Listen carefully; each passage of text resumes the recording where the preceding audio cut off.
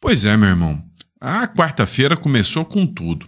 O julgamento que eles estavam fazendo do Bolsonaro não concluiu ontem. Hoje voltam as atividades, mas com muitas críticas.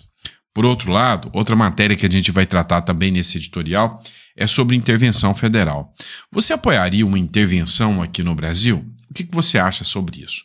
Porque é o seguinte, o senador Eduardo Girão disse que a situação está insuportável e fez um pedido expresso de intervenção. E a gente vai falar um pouquinho sobre isso aqui com vocês. Vamos falar também sobre uma última pesquisa que saiu, né, que mostra que o Lula já acabou, né? O Lula nunca mais volta para a política. Se tem um estado que a gente pode atribuir a culpa do Lula estar no poder hoje, seria a Bahia. A Bahia teve 70% dos votos no Lula. Só que agora já se demonstra que 52% da população baiana não quer saber do petista mais não. Outro ponto que a gente vai falar é o julgamento do Bolsonaro. Olha só, quem te viu, quem te vê, o Donald Trump está acompanhando de perto, né, esse julgamento do Bolsonaro e disse que vai aplicar sanções ao Brasil.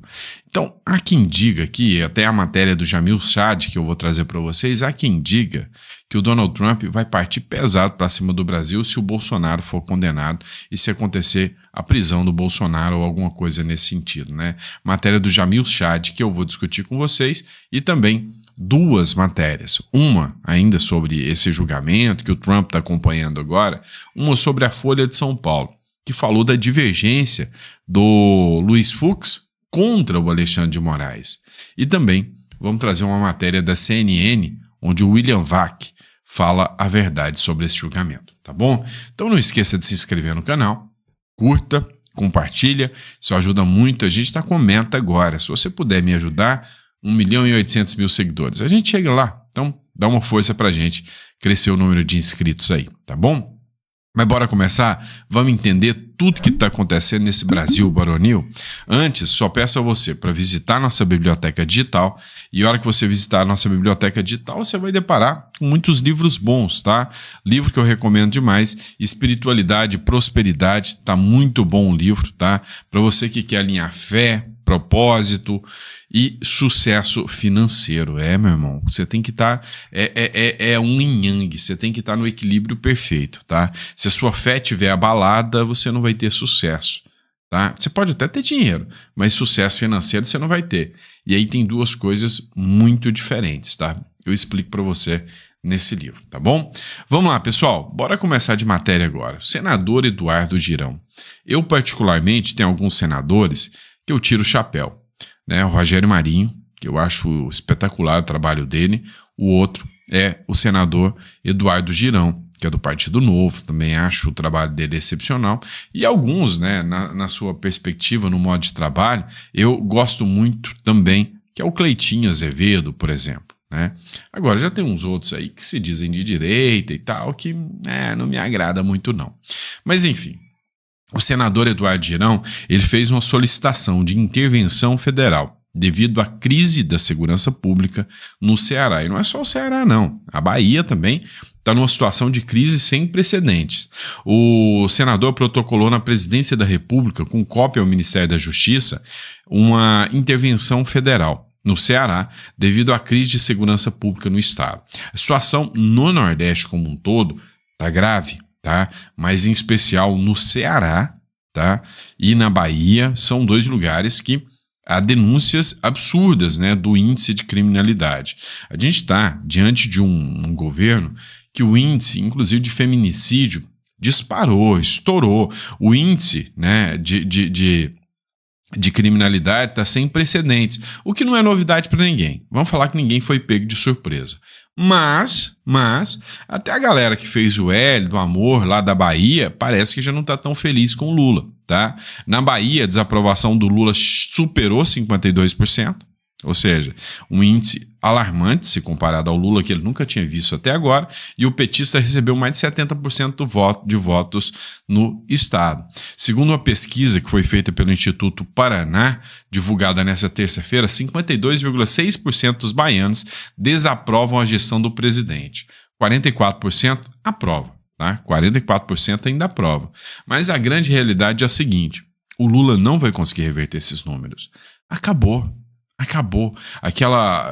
Aquele imaginatório de que o Lula seria um governo dos pobres, acabou. Ninguém acredita mais que o Lula é pai dos pobres. Vamos lá, vamos falar um pouquinho do julgamento que está rolando lá, né, sobre o Bolsonaro, né, o julgamento da aceitação da denúncia. O Nicolas Ferreira fez a seguinte publicação: teatro vergonhoso, com péssimos atores e uma história que convence só eles mesmos. Aqui fora, no mundo real, o alimento continua caro, famílias endividadas, os problemas reais sobrepõem a narrativa do golpe. Ah, Sandro, mas colocar crítica de quem é aliado do Bolsonaro é fácil. É fácil.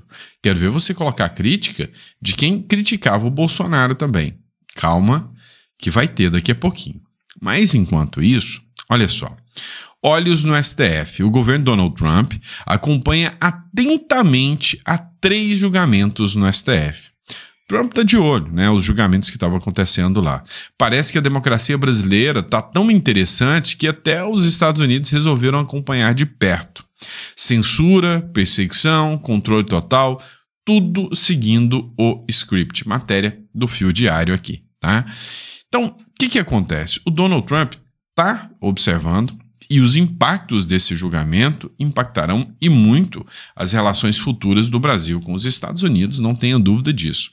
O Jamil Chad, né, e eles estão com medo, é fato, né, colocou o seguinte: governo Trump segue o julgamento do STF, então ele está acompanhando, e cogita sanções que violam a soberania do Brasil. É o pacotão que o Trump ameaçou, né?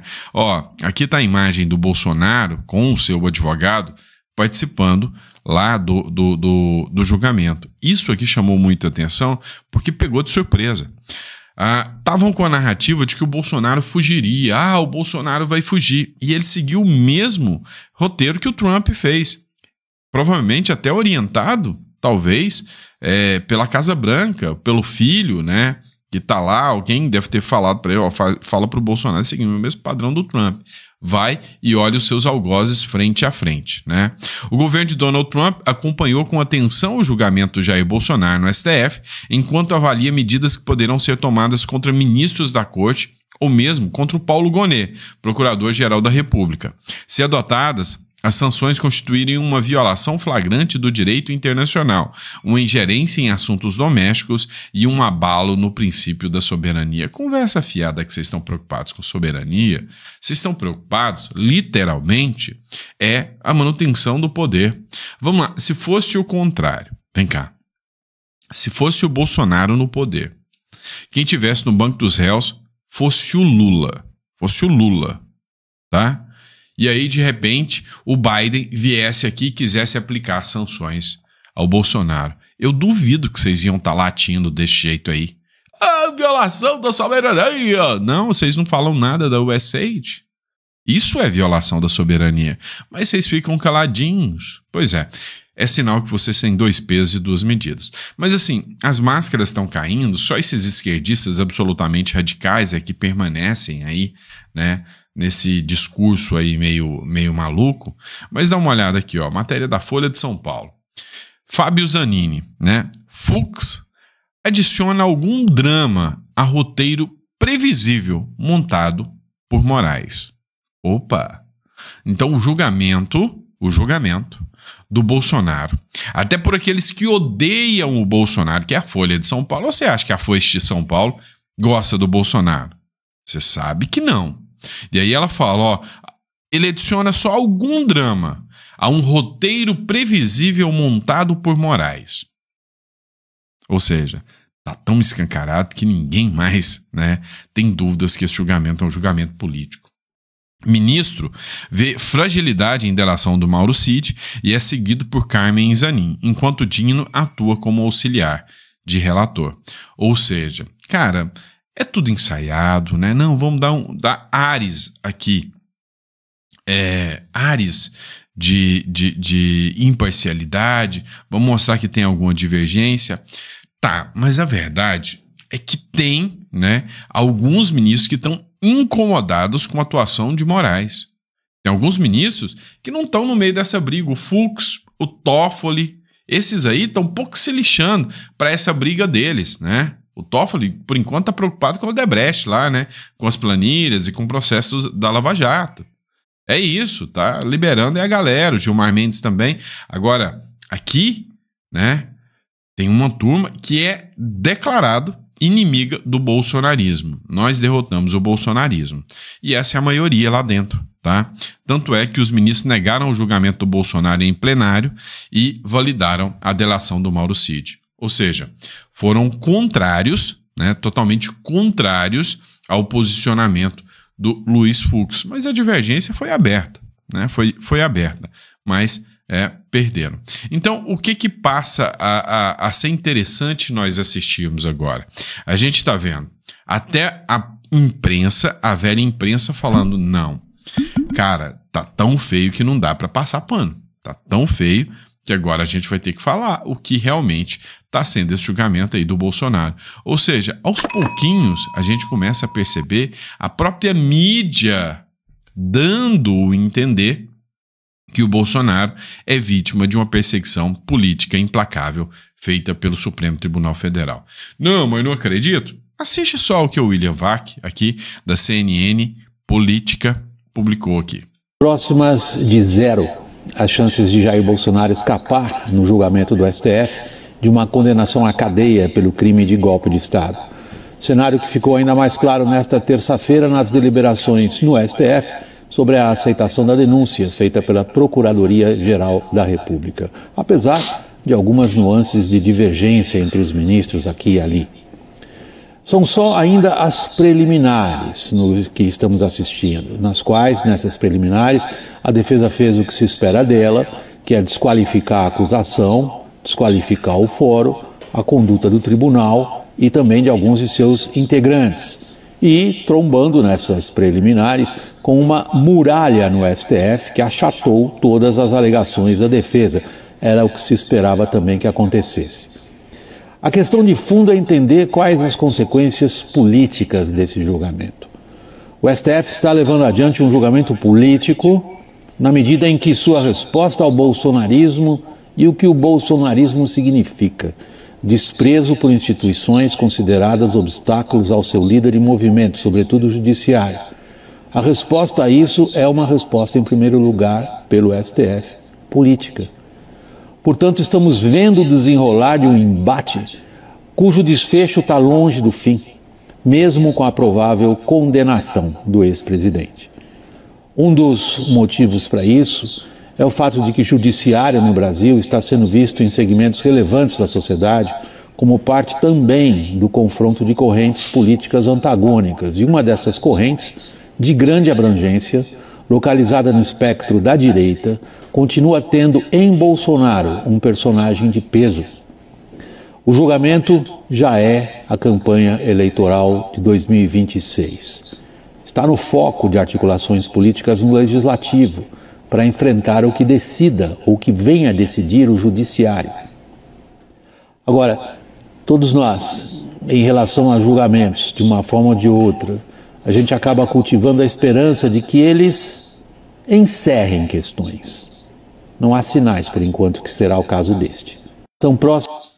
Vamos lá. Não sei se vocês entenderam o que o William Vac falou. O julgamento do Supremo Tribunal Federal contra Bolsonaro é um julgamento político. Nós não temos mais Suprema Corte. Nós temos o partido do Supremo Tribunal Federal, que já foca para as eleições de 2026 para que os seus aliados, os seus apoiados, estejam no poder. É literalmente isso aqui que o William Vac falou.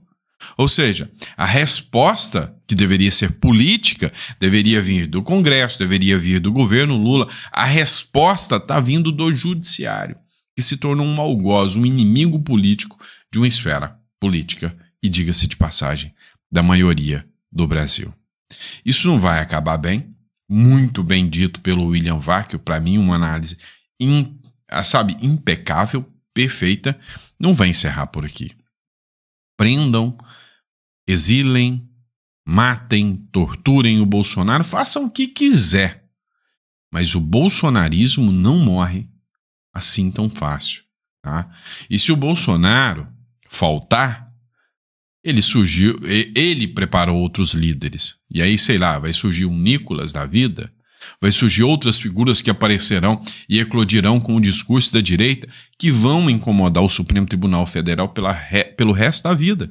E o Supremo Tribunal Federal vai continuar agindo politicamente pelo resto da vida? Essa é a grande questão. Essa é a grande questão.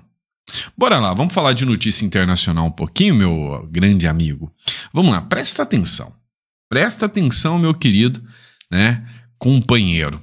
É o seguinte, eu vivi para ver agora a galerinha da Left People acusar o Donald Trump de violação de liberdades individuais, de liberdade de expressão. Olha que bonito, tá?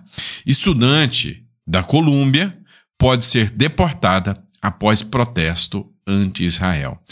Meu amigo, Yoon Sok-chun, né, advinda lá da China, vive nos Estados Unidos, essa moça chinesa aqui, vive nos Estados Unidos desde a infância, chegou pititinha, nem sabe o que é a China direito, né?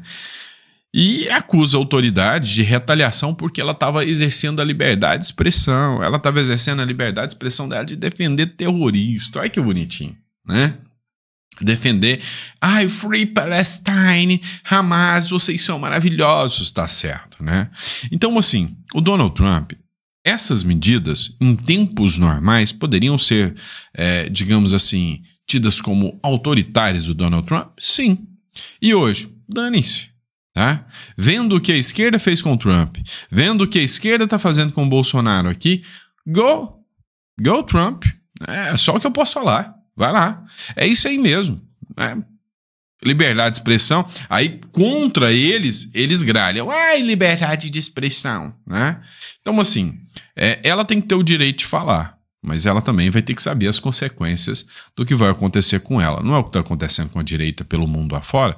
Tudo que a direita fala, eles criminalizam. É isso que está acontecendo. Né? É literalmente isto que está acontecendo com o Brasil.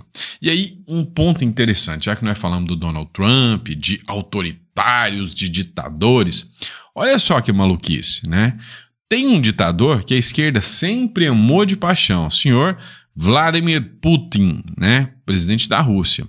Olha só, os Estados Unidos querem um relacionamento agora com a Rússia. O Trump quer andar de mão dadas com o Putin agora. Olha só o que o Steve Witkoff, que foi um enviado dos Estados Unidos, falou sobre o Putin. Putin é gracioso, é brilhante. Todos nós queremos um mundo em que a Rússia e os Estados Unidos trabalhem juntos. E Zelensky tem mesmo que ceder território a Moscou. Ou seja, já está mais do que alinhado. Ontem o Kremlin, né, teve uma reunião e nessa reunião a galera lá do Kremlin, lá, né, os parlamentares lá da Rússia lá, estavam elogiando os Estados Unidos, meu amigo. Olha que doideira, estavam elogiando os Estados Unidos. Isso, né, quer dizer que o alinhamento entre ambos é mais real do que nunca. E aí? O que você acha dessa história toda? Coloca no comentário que eu quero saber qual que é o seu posicionamento sobre isso aí. Vamos lá, pessoal. E aí, em meio a esses embates todos, né, vem o STM, né, o Superior Tribunal Militar, para mostrar sua imparcialidade. Como? Homenageando o Flávio Dino, o Alckmin e os ex-presidentes do PT. A imparcialidade é histórica, né? Já pensou? Né? Ninguém vai ver o STF, o STM homenageando o André Mendonça, né? Ou homenageando o Ricardo Salles, o Tarcísio de Freitas. Vocês já viram isso? Não vai ver, né? Não, vamos homenagear o Romeu Zema. Não. Não, vamos homenagear os ex-presidentes do PL. Não, tem que ser do PT, né? O Superior Tribunal Militar vai condecorar o presidente do Partido dos Trabalhadores, senador Humberto Costa, o ex-presidente da sigla do deputado federal Rui Falcão, que é o do PT de São Paulo. A cerimônia acontece na próxima quarta-feira no Clube do Exército, em Brasília, e será conduzida pela presidente da Corte, ministra Maria Elizabeth Rocha. Então, também receberão a honraria o vice-presidente, que é do PT, tá? Ele é do PSB, mas vice do PT, tá? O ministro do Supremo Tribunal Federal, Flávio Dino, o Alckmin, né? O Flávio Dino, e 3 ministros da Esplanada, todos do titio Lula, né?